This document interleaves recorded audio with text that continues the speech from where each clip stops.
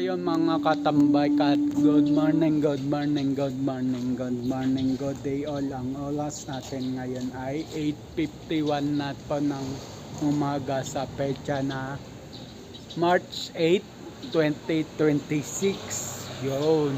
So ayun mga katambay, nandito ko sa church at ayan si Gran Lolo Big Big.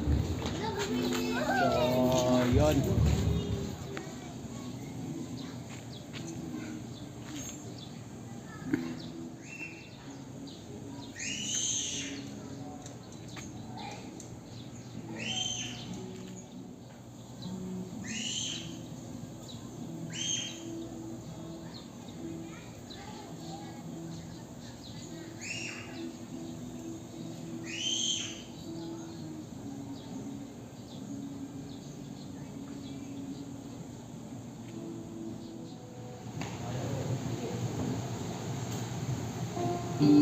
Pero yung nature ng trabaho, ganun din sa inalisan mo.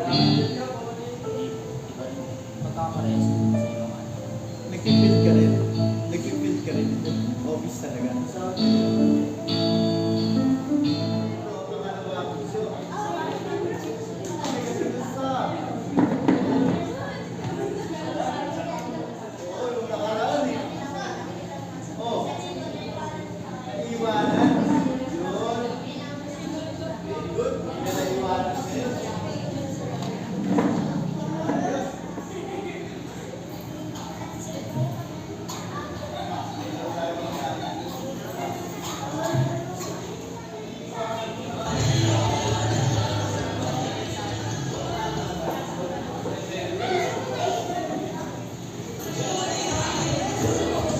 Diyos at kasiyahan din po sa ating pong mga sarili sapagkat ang presensya ng Diyos ay ating pong mararanasan ngayong umaga. Amen po mga kapatid?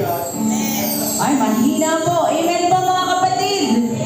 Umaga ito sa pangunguna po ng praise team sa panimulang pag-aawitan.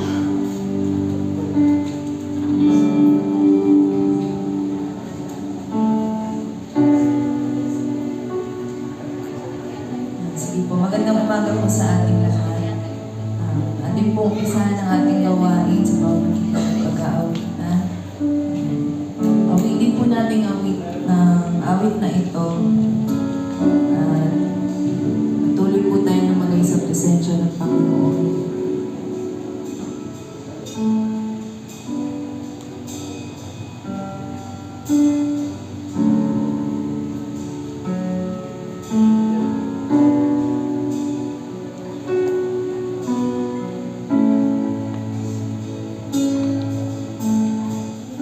Diyos, patawarin mo kami, Panginoon. Maranasan po namin ang iyong presensya, maranasan sa amin, maranasan namin, Panginoon, ang aming pong sarili, Panginoon, ay maging banal mong tahanan din po, O Diyos, upang sa ganon, O Diyos, ang iyong presensya sa aming pong mga buhay.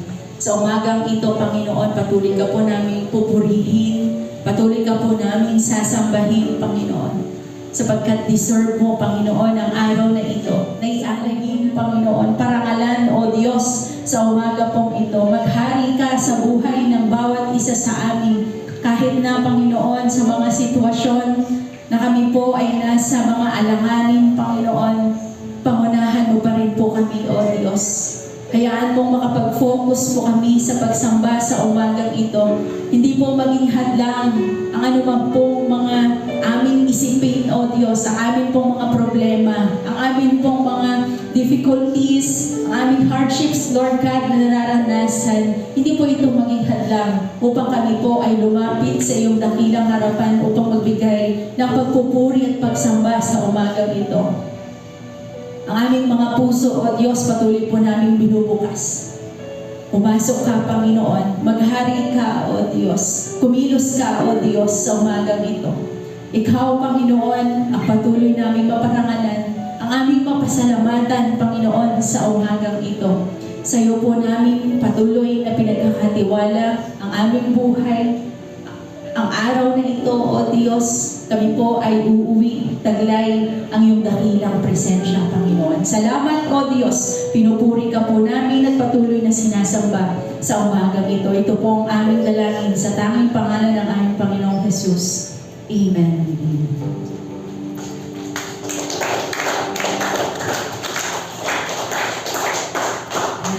Parang ang lungkot ng ano nyo, ng palakpak nyo sa mga masaya.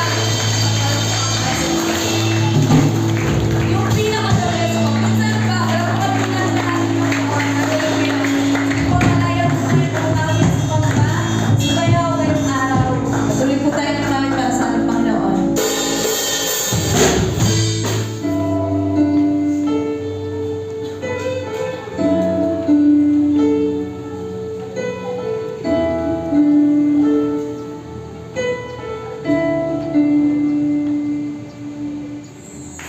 Salamat po sa umaga po ito sa napakasigla at masayang pag-aawitan.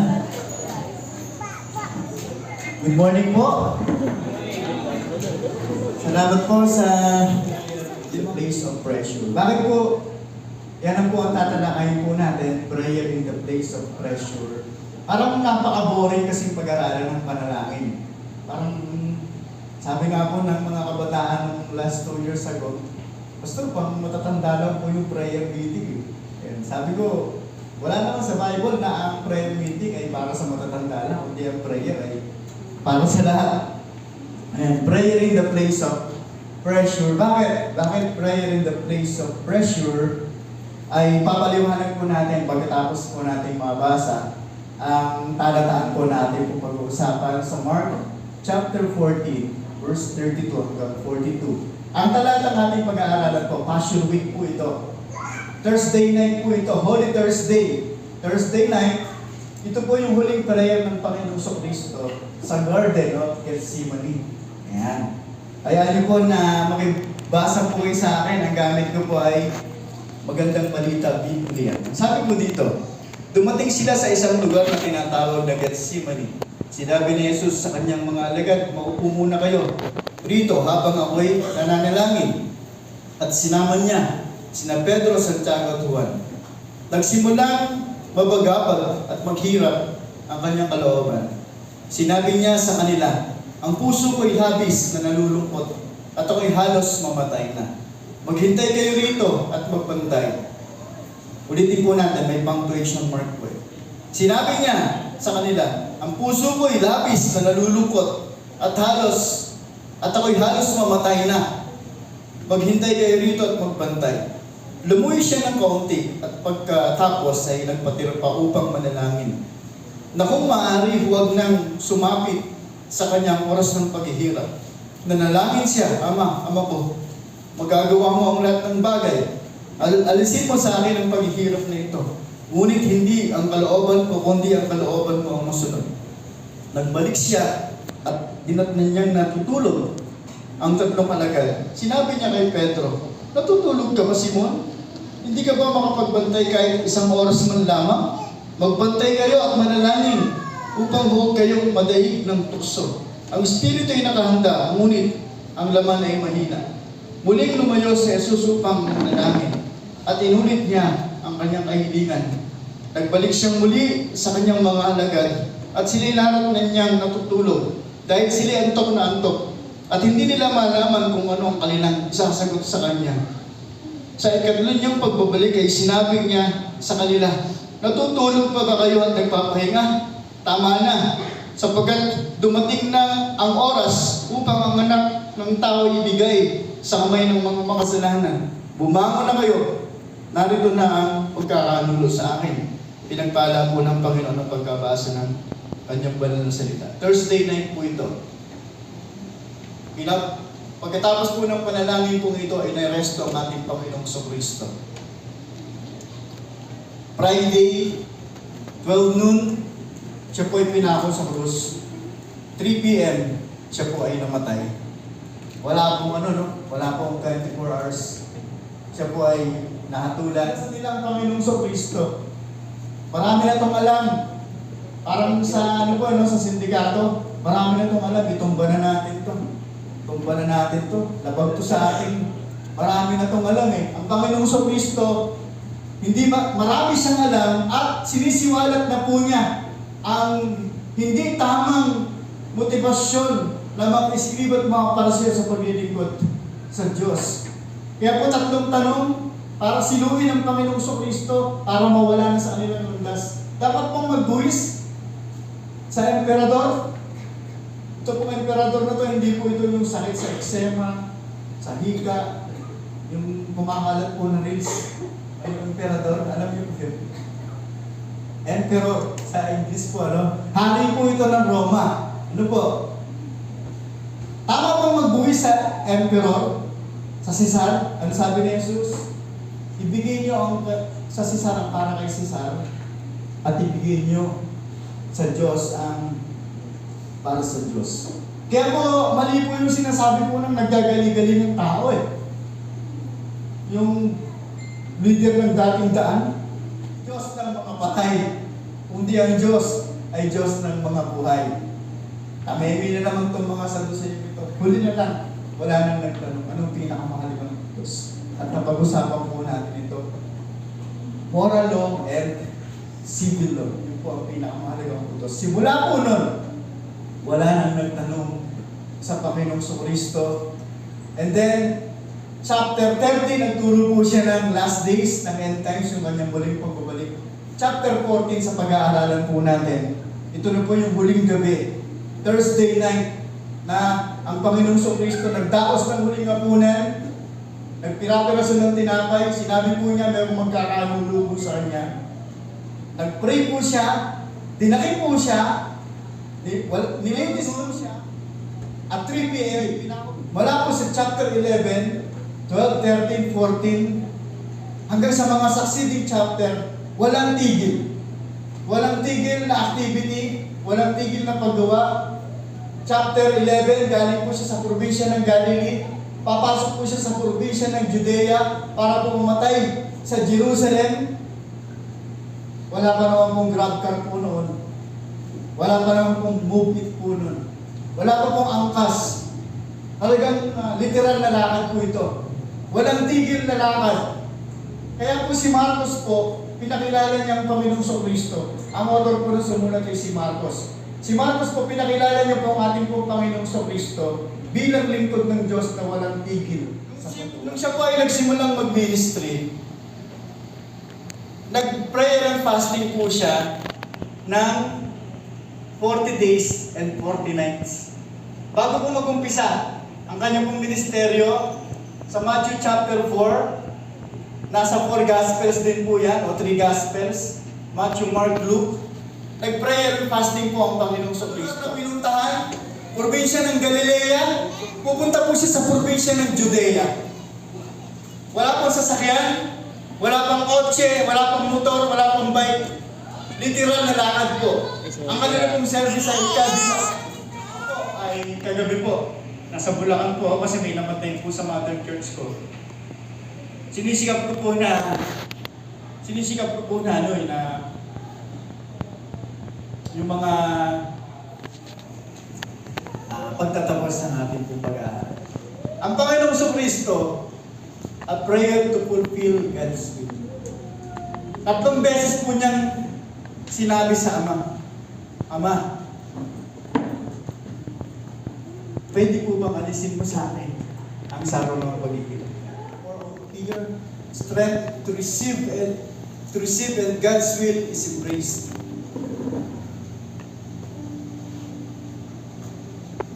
Ang pressure po sa atin ay maging blessing.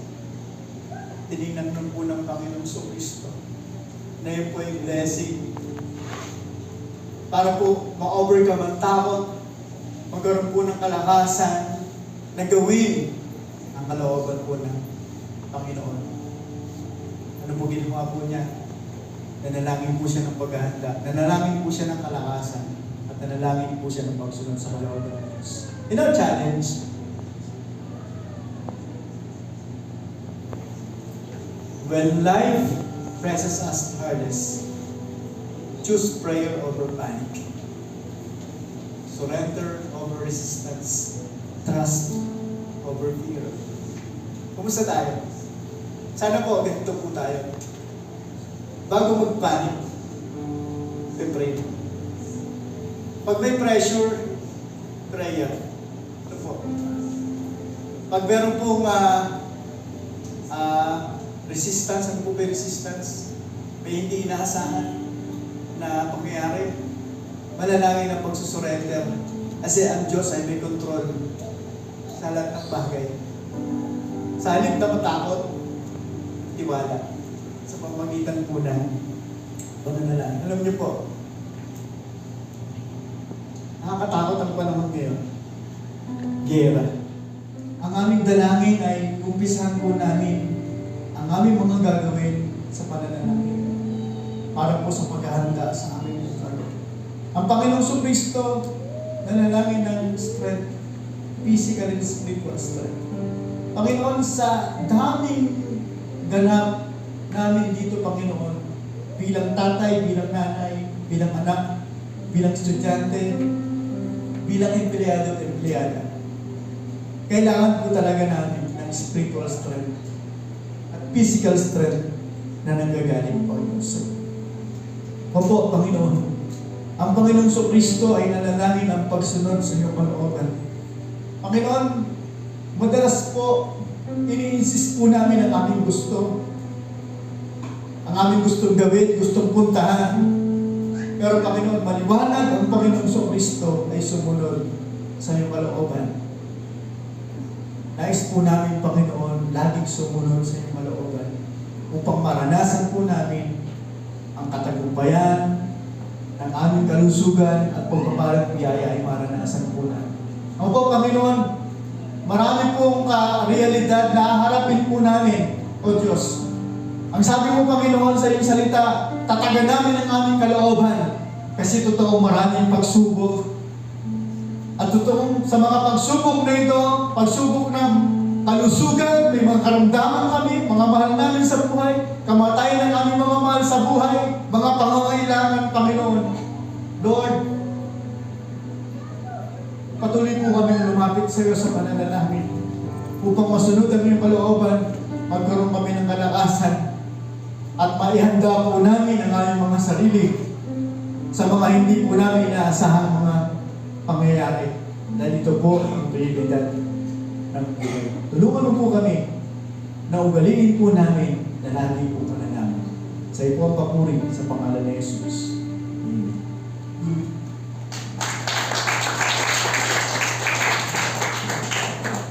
Salamat po sa isang mabiyayang mensahe sa umagang ito na inatid po ng ating pong pastor.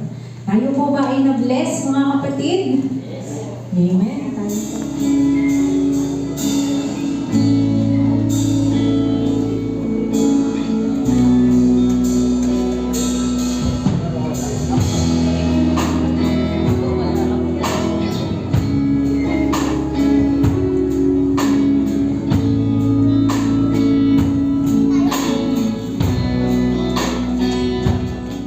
Salamat po sa pagsama mo sa amin. Salamat po sa iyong presensya, O Diyos, na nag-i-encourage po sa amin, nag-motivate, Panginoon, sa amin, at nag-challenge sa amin, O God. Salamat po. Salamat po sa mga awitin namin ginamit na pagsamba sa iyo. Salamat po sa iyong mga anak na itinindig sa umaga kong ito upang magamit, Panginoon, maintindihan and effectively sa iyong basahan. Salamat din, Panginoon, sa mensahe na aming narinig. Hindi lamang namin ito marinig, Panginoon, narinig kundi ma-apply po namin ang kahalagahan ng pananalangin sa araw-araw na harapin ang aming mga buhay. Salamat po sa bawat isa, O Diyos, at sa aming pansamantalang pag-iwahiwalay. Ingatan mo kami at pagpalain.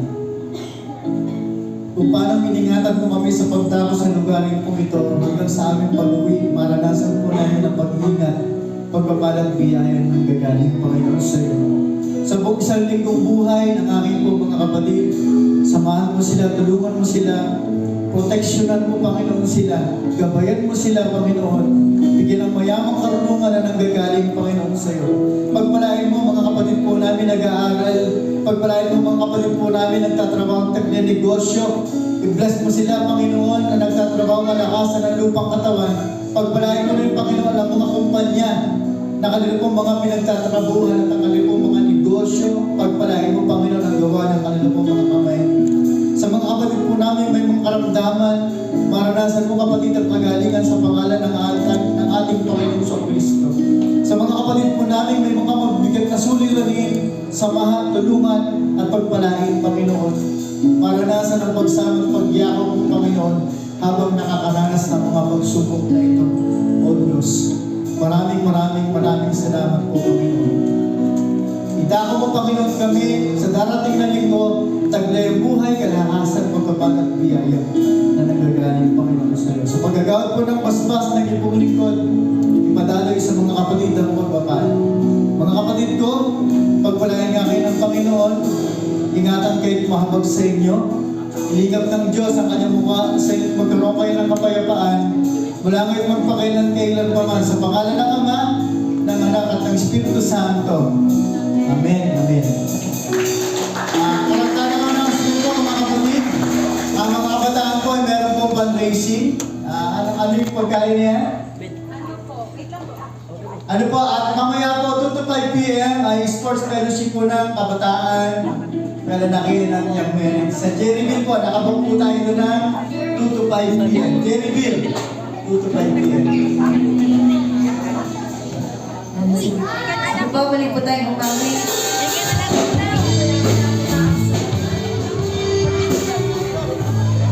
So, yung mga katambay katapos na ang aming misa.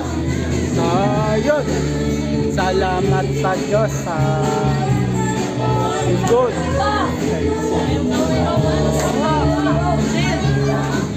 So, yun. So, yun mga katambay. At dito na rin ako magpapaalam sa oras na 11:10 na ng umaga sa petsa pa rin na March 8, 2026. So yun, abang-abang na lang sa next vlog, next upload. Just always keep safe, God bless, and then bye-bye. Matthew 21 verse 22, pray, believe, receive. At Luke 18 verse 1, always pray and never give up. Yung sa Luke 18 verse 1, always pray and never give up. Lagi kang magdasal at kahit anumang unos o pagsubok sa buhay, wag mong susukuan. So, laban lang. So, yun at bye-bye. Happy Sunday po sa atin lahat.